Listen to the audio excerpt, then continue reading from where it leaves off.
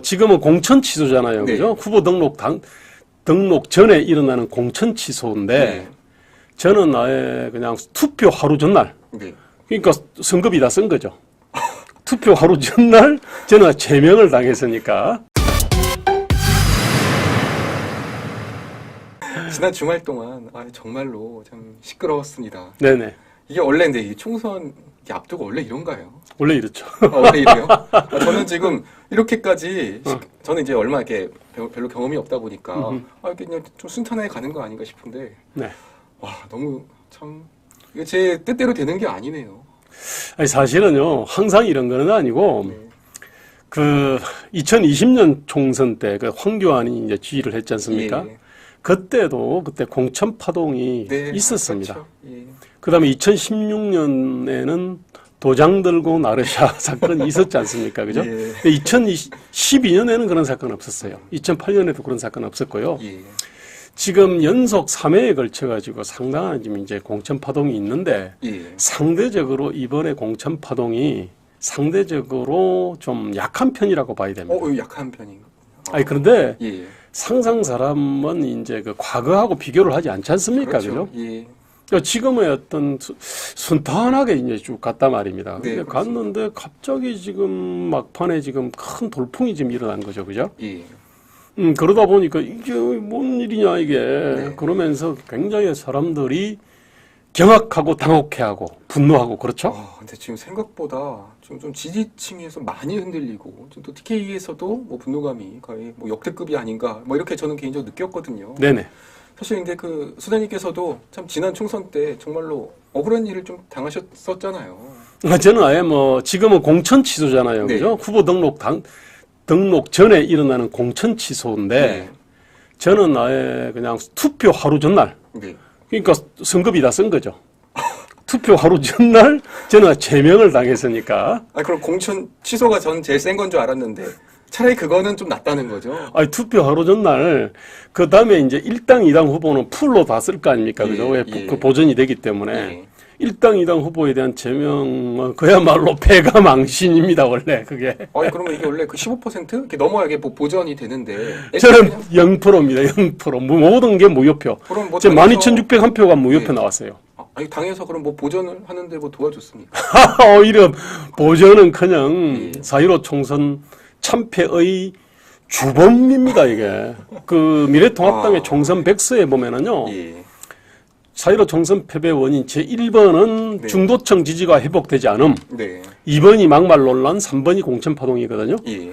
그러면 중도층 지지가 회복되지 않으면 그건 뭐 겨울이 다 가기, 봄이 다 오지 않았기 때문에 아직까지 춥다 하는 것과 같은 얘기거든요. 그러니까 예. 아무짝에 쓸모없는 분석이고 막말 논란이 이제 진정한 어떤 참패 원인이잖아요. 예. 공천 논란보다, 네. 공천 파동보다. 예. 그 막말 논란의 어떤 그러면 주범이 저잖아요. 나이 들면 다 장애인 예. 되니 네. 체육 시설을 만들 때는 장애인과 비장애인이 함께 이용할 수 있는 시설로 만들어야 된다. 이거 장애인 배려 발언인데 예. 이거를 갖다가 장애인 노인 폄하 발언이다라고 하니까 막말이다 뜯으니까 김종인, 황교안이 그래 막말 후보 잘라야지. 이래서 이제 저를 잘랐는데 예. 그때 사실 제가 느낀 게 많아요. 사실 지금 이번에 지금 현재 공천 취소 파동하고 연결이 다 돼 있습니다. 아니 똑같아요. 사과응도 그렇고. 그러니까 이제 막말의 기준은 저쪽이 정하죠. 저쪽에서 보고서 막말이다라고 하면 막말. 막말이 되는 거예요. 근데 만약에요. 제 드는 생각이 수사님께서 좀 경쟁력이 없는 후보였다라고 민주당이 판단을 했고 좌파진에서 판단을 했으면 이렇게까지 했을까요? 저쪽은요. 지금도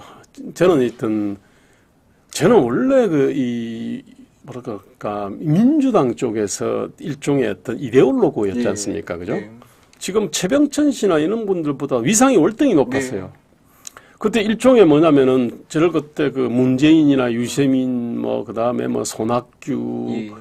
송영길 그 주변의 참모들 정책 참모들이 김대호 사회디자인연구소 김대호 소장이 일종의 지금 여의도의 제갈공명 같은 사람이니까 찾아가서 모셔라. 네. 대권을 잡으려면. 제가 이제 그래서 이제 그런 사람들하고 이제 깊은 어떤 정책적 대화를 나눠봤지 않습니까? 예. 그러니까 제 위상이 굉장히 높은 수준이었어요. 네.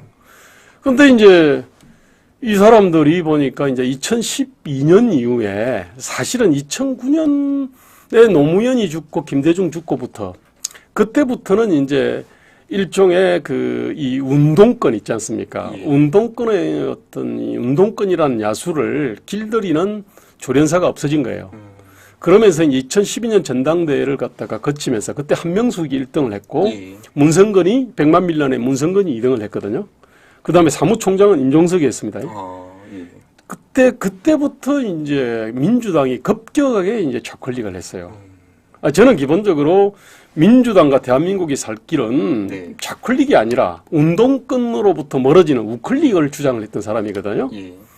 그러니까 이제 저 같은 경우는 그래서 이 민주당에서 있을 수가 없어요. 네. 그렇게 해서 제가 이제 나오게 됐지 않습니까? 예. 자, 그렇게 해서 제가 이제 국민의당을 갖고도 해보려고 하다가 안 되고, 결국 이제 2020년에 플랫폼 자유와 공화를 통해서 미래통합당이 합류를 했죠. 예. 그러니까 저 같은 경우는 저쪽 노조나 민주당 쪽에서는 사실은 반드시 저격해야 될 사람 중에 한 사람이었습니다. 그 적발 진영에서 제일 이렇게 1순위를 차단하는 게 배신자. 뭐 북한도 똑같잖아요. 배신자. 아마 그랬던 것 같아요. 예. 특히 저는 노조에 대해 가지고 이제 그 비판을 했거든요. 네. 그러니까 노조는 그 당시까지만 해도 지금도 그렇지만 약자의 무기로 알려져 있지 않습니까? 그죠? 예. 거대한 어떤 이 허구적 이데올로기인데 저는 이제 그 부분을 갖다가 일찍부터 제가 계속 까발렸거든요. 네. 그러다 보니까 아마 이제 노조가 저한테 이를 갈았을 겁니다. 그러니까 결국에 적을 두신 거네요. 어떻게 보면. 네, 그렇습니다. 예. 전 저한테 그렇게 이제 이 저격수들이 네. 마치 민경우 이번에 저격수한테 당하는 예, 거 봤지 않습니까? 그죠? 네. 저는 그보다 훨씬 아마 중요한 표적으로 아마 네. 보였던 것 같아요. 예. 그러니까 이제 저를 갖다가 저격을 했는데, 저는 저격을 갖다가 한쪽보다는요, 그거를 막말도 아닌 노인 배려 발언을 노인 폄하 발언이라고 막 떠들어대니까, 네. 그래, 그 막말 후보를 갖다 단호하게 딱 제명을 갖다가 해서 우리가 품격을 아는 정당, 네. 임을 보여주겠다. 예. 라는 어떤 생각을 하고 실행을 한 김종인, 황교안이 더 제가 볼 때는 의의가 없습니다. 그러니까 제가 뭐 결과론적이지만 네. 그렇게 해서 이겼으면 과반이라도 얻었으면 말이라도 안 합니다. 그런데 또 져놓고 그리고 이제 참패의 원인 저한테 덮으시온 거죠. 저희 지금 아시아투데이는 지난 총선 참패의 원인 김대호 소장님을 모셔온 건데요. 제가 지금 이 소장님을 모셔온 거는 제가 정말로 이게 참패 원인이라고 생각을 했으면 모셔왔겠습니까? 참패 원인은 거기 있는 그 지도자들과 이 당이 네. 오히려 여기서 지켜줘야 될 때 그리고 방어를 해야 될 때 방어를 하지 못하고 오히려 전 빗장을 열어줬다고 생각을 해요. 그렇습니다. 그러니까 공격해 들어와 해가지고서 오히려 빗장을 열어주고 그렇게 해서 사전 선거 하루 전에 제명을 시키는 이런 정말 뭐 선거 역사상 처음 보는 이런 일을 겪었고 결과적으로 지금 이 어떻게 우파 진영에서 가장 제가 볼 때 손에 꼽히는 이런 전략가 김대호 소장님을 국회로 못 보내고 지금 이 야인으로 지금 보낸 거 아니에요. 제가 이게 너무 답답한 거예요. 그렇습니다. 참 제명당하면요 당헌 당규 5조 1항에 보면은요 5년간 복당이 안 되게 돼 있습니다. 그러면 지금 그래서 제가 지금 국회의원에 복당이 안 된 상태입니다. 그러면 뭐 선거 도전도 못 하시는 거예요? 원래 그렇게 돼 있어요. 예. 그래서 이제 결국은 남은 길이 국민의 미래 비례를 갖다가 신청하는 거는 열려 있지 않습니까? 별개당이니까. 네. 근데 거기서도 이번에 이제 비례를 갖다가 딱 하는 거 보니까요. 항상 세우는 게 국민의 눈높이 1번, 2번이 전문성, 3번은 삶의 세세한 부분을 개선할 수 있는지 등 이런 겁니다. 예. 근데 지금 대한민국은요, 국회의원들의 전문성이 모자라거나, 네. 또는 국회의원들이 삶의 세세한 부분을 잘 살피지 못해가지고, 이 대한민국 정치가 지금 이 모양, 그건 아니죠. 그렇죠. 오히려 예. 큰 어떤 역사인식이라든지, 그죠? 대한민국에 대한 어떤 역사관, 그 다음에 대한민국의 어떤 기본 헌법 정신, 예. 그리고 이승만의 박정희의 공과가, 그 다음에 문재인 정부의 공과가, 이런 어떤 큰 틀이 있지 않습니까? 그죠? 예. 이 철학 같이 어떤 이 큰 어떤 이 기본법들, 네. 헌법 기본법 이런 큰 틀의 어떤 문제로 인해 가지고 지금 대한민국 정치가 엉망진창이라는 거는 웬만한 사람 다 알아요. 그럼요. 예. 그런데 지금 국민의 미래의 어떤 이 공천 기준은요, 네. 전문성하고 삶의 세세한 부분을 뭐 개선할 수 있는 완전히 방향착오거든요. 예. 자, 이런 어떤 투쟁력 있지 않습니까? 네. 그러니까 투지와 건성이 없다라고 이제 그런 얘기를 많이 하지 않습니까? 그죠? 네. 그럼 투지와 건성은 어디서 나오느냐? 뭐 타고날 때부터 무슨 뭐 큰 어떤 뭐 이 과격한 사람들, 화잘 내는 사람, 네. 그런 사람들이 그럼 잘 싸우냐? 그게 아니거든요. 큰 틀에서 이렇게 딱 그 사회와 역사를 통찰을 하고 예. 거기서 자기 자신의 어떤 소명의식을 느끼는 네. 거기서 어떤 투지와 용기 강단이 나오거든요. 그러니까 이게 알아야 싸울 수 있는 거고 기준이 있어야 그 기준에 맞춰서 본인의 소신을 표출할 수 있는 건데 참 지금 이제 오늘 뭐 비례 명단이 뭐 공개가 되기도 했는데요. 괜찮다 싶은 분들도 많이 있지만 또 한편으로는 약간 고개가 갸우뚱거리는 뭐 이런 분들도 이게 전문가라는 이제 이러한 이유로서 들어왔습니다만 참 말씀해주신 것처럼 이렇게 삶의 세세한 부분, 네 이게 지금 이제 명단을 이렇게 좀 보여주셨는데 삶의 세세한 부분 이런 게 이제 과연 국민들에게 이게 비춰지는 게 또 그런 또 이렇게 괴리감이 있지 않을까 뭐 이런 또 생각도 들어요. 국민의 미래에 흐르는 정신인데요. 네. 저쪽은요, 어쨌든 정치연합이지 않습니까? 그죠? 예. 그러면서 민주, 진보, 개혁, 네. 어떤 전 진영을 포괄한다. 네. 그죠? 예. 그러면서 이제 할당을 했잖아요. 그죠? 몇 진보당 명. 시민단체 뭐 4명 뭐 이렇게. 아니, 이쪽은요, 어쨌든 간에 큰 정치연합을 생각을 했고, 네. 그 다음에 큰 틀에서 이제 이른바 이제 그 투사들 있지 않습니까? 그죠? 네. 그야말로 그냥 투쟁으로 단련된 사람들이 이제 쭉 이렇게 쭉 섰어요. 네. 그런데 이쪽은요, 네.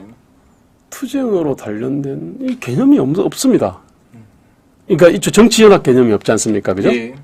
그러니까 윤석열 지지층도 보면은 예컨대 이제 그 안보 보수, 기독교 보수부터 시작해가지고 뭐 중도 보수, 그다음에 경제 보수, 네. 그다음에 그 민정 운동의 성찰파들이 있고요, 안철수파도 있고, 네.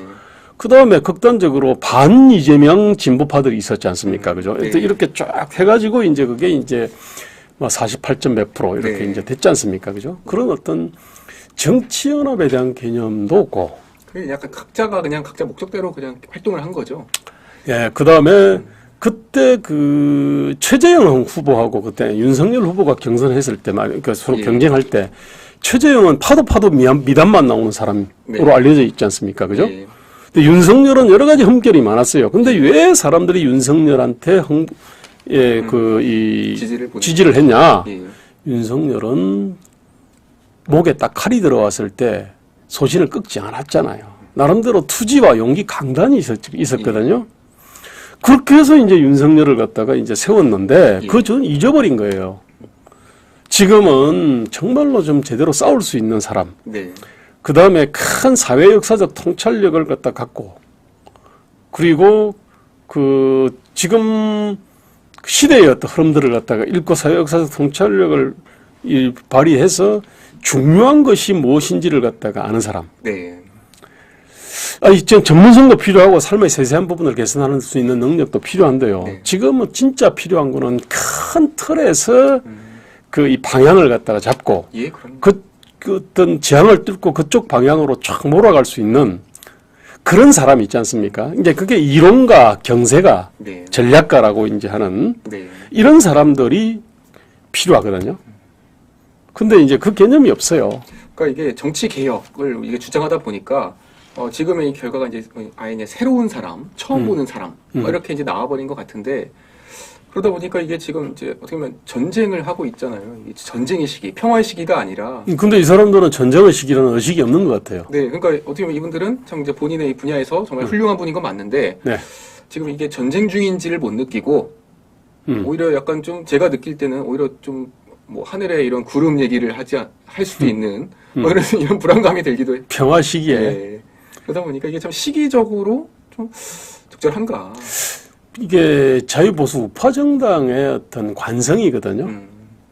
네. 이게 자유보수 우파정당은 오랫동안에 어쨌든 이승만 방과 박정희 시대 때는 뭐 그야말로 이제 건국전쟁을 치렀고 네. 그다음에 싸우면서 건설하고 건설하면 싸우고 네. 뭐 이런 게 있었지 않습니까, 그죠? 예. 그러고 나서 이제 쭉 시간이 쭉 흐르면서 네. 이 보수 우파 정당은 그런 어떤 자신들이 근대화 어떤 혁명을 한다. 네. 저 책에도 보면은 근대화 세력이라고 썼지 않습니까, 그죠? 예. 이거 앞에 서물에 나와 있지만 150년 근대화 문명화 혁명 세력이에요. 이게 네. 그 준말이거든요. 우리가 지금 150년에 걸친 네. 어떤 근대화 문명화, 그것도 한반도 전체에서 근대화 문명화를 갖다가 추구하는 일종의 어떤 혁명 세력이라고 하는 자의식이 없어졌어요. 예. 그 진보는요, 자신들이 촛불 혁명 세력이라고 하는 어떤 자의식이 있습니다. 네. 그러니까 대한민국은 총체적으로 잘못됐다. 이승만, 박정희, 전두환 등등등 해가지고 이른바 이제 국힘당이라고 하는 어떤 거대한 적폐가 있고 우리는 그 적폐에 맞서가지고 반독재 민주화 투쟁, 네. 그 다음에 한반도 평화 투쟁, 뭐 서민 어떤 경제 투쟁, 뭐 불평등 양극화 해소하는 투쟁 이런 것들을 갖다가 해왔고 촛불혁명을 통해 가지고 박근혜를 갖다가 거꾸로 때렸고 네. 그래서 적폐들을 갖다 청산했는데 일시적으로 지금 윤석열이라는 반동을 만나가지고 지금 우리가 지금 권력을 잃었다. 예. 그래서 우리가 다시 단결해가지고 다시 한번 촛불혁명을 일으키자 이 생각이 있습니다. 네. 근데 이런 세력하고 싸우고 있는데 네. 이쪽은 뭐냐면은 사실은 예. 150년 근대화 문명화의 관점에서 본다 그러면요, 저분들은 이 반근대화 세력입니다. 본질이. 예. 이제 그러면은 그 반근대화 세력하고 이렇게 맞서서 싸우는데 반근대화 혁명 세력이에요. 네. 그럼 우리는 그러면은 친근대화, 친대한민국 혁명 세력이 예. 돼야 될 거 아닙니까, 그죠? 예. 그런데 그 의식이 없는 겁니다. 그러면은 그냥 오밀조밀한 어떤 개선들을 갖다 해 나가는 예. 그냥 이 공무원 세력인 거예요, 그냥. 예. 그래서 전 여기서 이제 투지가 안 나와요. 그 다음에 큰 기억이 안 나오거든요. 네. 지금 총선판에서 사라진 게 또 하나가 뭐냐면은 담대한 변화와 개혁의 어떤 비전과 예. 정책이 지금 사라졌습니다. 네. 오히려 전에 그때 한 달쯤 전인가요? 그 저출산 대책을 그때 같은 날 네. 민주당하고 국힘당이 발표를 했어요. 네. 근데 이제 민주당의 어떤 저출산 대책은 지금 초저출산으로 인해 가지고 국가 소멸 위기에 네, 그렇죠. 맞게 네. 나름 어쨌든 간에요. 꽤 어떤 담대한 어떤 이 정책들을 갖다가 냈거든요. 네. 그때 이제 빚 탕감해 준다는 거 있잖아요. 네. 돈을 이렇게 아기를 낳으면은 주고 그다음에 나중에 뭐 하나 낳고 둘 낳고 네. 셋 낳으면 탕감해 주고 네. 그다음에 25평 또는 뭐 어떤 이 공공 주택 있잖아요. 예. 그거를 갖다 제공을 하고 이런 나름대로 큰 거를 갖다 제안했거든요. 네. 그 여러 나라에서 사실 합니다. 네. 근데 이쪽은 뭐냐면은 남편한테도 육아휴가를 갖다가 뭐 이렇게 준다. 네. 그거는 아주 부유한 어떤 회사들만 할 수 있는 그런 정도를 내놨거든요. 예. 이게 이제 그 공무원 수준의 어떤 이 정책을 네. 갖다가 내는 거예요. 그러니까 물론 뭐 현실적인 거 보려고 비용 계산하고 이렇게 해서 내놓은 거지만 조금은 더 담대한. 그렇습니다. 이거는 우리가 그러니까 일반인이 생각할 수 있는 그런 수준을 한 단계 좀 넘어서는 여기서 아주 파격적인 뭐 이런 이제 정책이 필요하다는 거죠. 예, 사실은요, 총선은요, 미래에 대해 투자를 해라는 거 아닙니까? 앞으로 4년 동안 네. 우리한테 맡겨주시면 국회는 법을 갖다가 만들 수 있지 예. 않습니까? 그죠? 큰 틀을 바꿀 수 있지 않습니까? 네. 그러니까 앞으로 4년을 우리한테 맡겨주시면 우리가 지금의 위기의 대한민국을 이렇게 해가지고 바꾸겠다. 네. 위기로부터 대한민국을 갖다 우리가 건지겠다. 이런 얘기를 해야 될 거 아닙니까? 그죠? 그리고 그러면서 이제 표를 달라고 하는 건데 지금 그 부분이 지금 사실 사라져 있습니다. 그러니까 말씀하신 것처럼 국회의원이라는 게 미래를 그리는 사람들을 뽑는 자리인데 근데 왜 지금 정치권에 이렇게 과거만 들여다볼까요?